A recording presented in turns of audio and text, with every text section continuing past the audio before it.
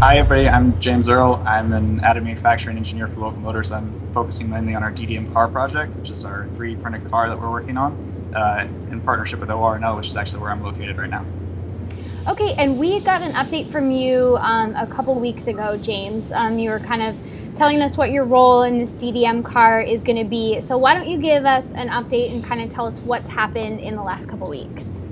So in the last couple of weeks, I've been working a lot with different materials properties. I've done some testing on some different mechanical fasteners so we can figure out how we're going to attach all the mechanical parts to the car, like our motors and our wheels and stuff.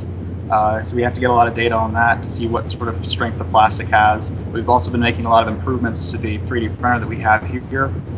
Most of that's software development, so we've got some different Z leveling techniques. We recently implemented an automated tamper that levels the plane as we print, which allows for better layer-to-layer adhesion, which is one of the problems that we have in 3D printing. You have it's mostly an anisotropic process, which means that you have a lot of strength in X and Y, but not as much in Z because the layers are different temperatures when they adhere. So we're trying to improve that. We've also done some toolpath manipulation that helps us print better. And just recently, we just started today actually doing some consecutive printing and milling operations, so we can set up our printer to print something, and as it's printing up, it can mill off the surface that we need milled and continue printing right after it's done, which will allow us to do some different it'll help us register our fasteners a lot better, because we can do that without recentering the part after it's finished printing and milling the surfaces after the whole process is done. We can do it in time with the printing process.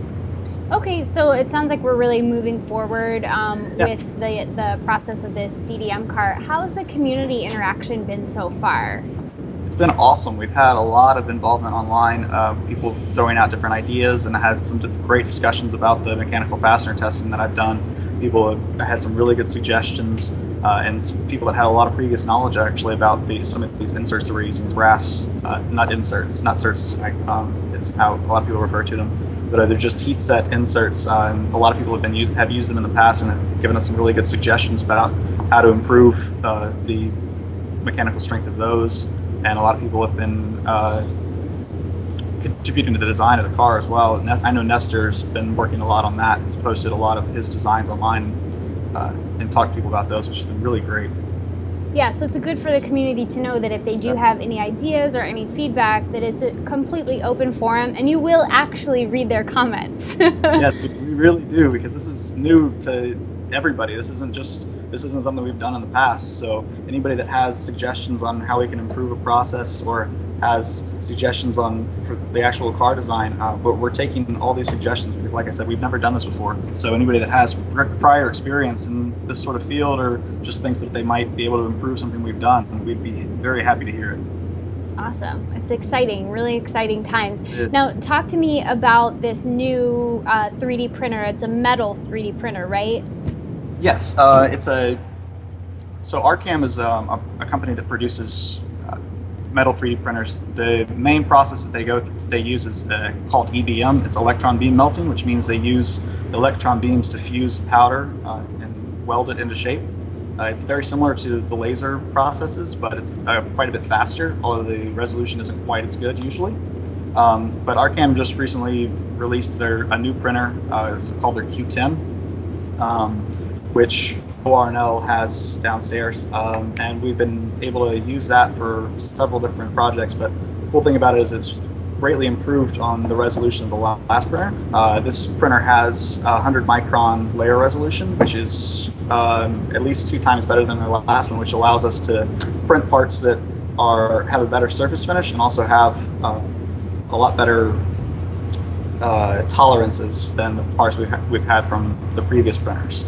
So it's been really cool. We can do a lot of the cool thing about the metal 3D printers is you can do a lot of internal geometries that are impossible to reproduce with conventional machining operations. So you can have parts that have internal fluid passageways that aren't straight lines. You can have curved internal fluid passageways and integrate a lot of that inside your part that isn't possible with other machining operations. So this is kind of a game changer. The actual ARCAM machines have been around for a while, probably 10 years or more. I'm not 100% sure on that, so don't quote me. But this machine has a lot better layer resolution, so it's getting closer to what we really want to approach is having parts that we can pull out of these machines and don't have to do any post-processing on. Now we have to post-process some of the parts if they're in.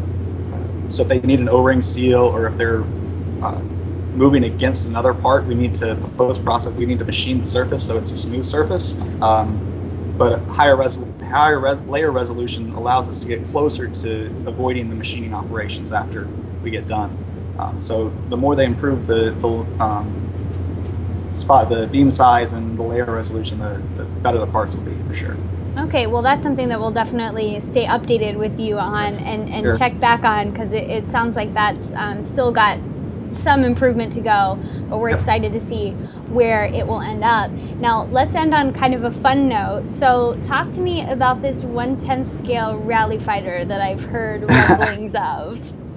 So ORNL has a 3D printer. It's called a Fortis 900 MC, which has a print volume of 3 feet by 2 feet by 3 feet, which allows us to print really big parts. So what we did recently was we took a rally fighter scale model. It's a 1/10 scale, so it's 22 inches long and 12 inches wide, I believe, which would not fit on any other 3D printer that we had. And we printed a scale model of it. But what we're going to do with it's really cool. We're going to take that model that we have and take it to a vacuum forming place, and we'll be able to vacuum form a mold over the top of it and create an RC body for the rally fighter that we 3D printed the negative to, which is really cool. Well, I think that's getting a thumbs up from a lot of people. Someone who maybe couldn't necessarily have a full-size rally fighter might actually be able to have an RC rally fighter. That would be pretty cool. That would be pretty cool. Well, thank you so much for your time, James. And anyone who's interested in anything that James talked about today, you can find it on the Local Motors website at localmotors.com/co-create. And if you click on the projects page, you'll be looking for the DDM car. Thank you so much again, James. Thank you.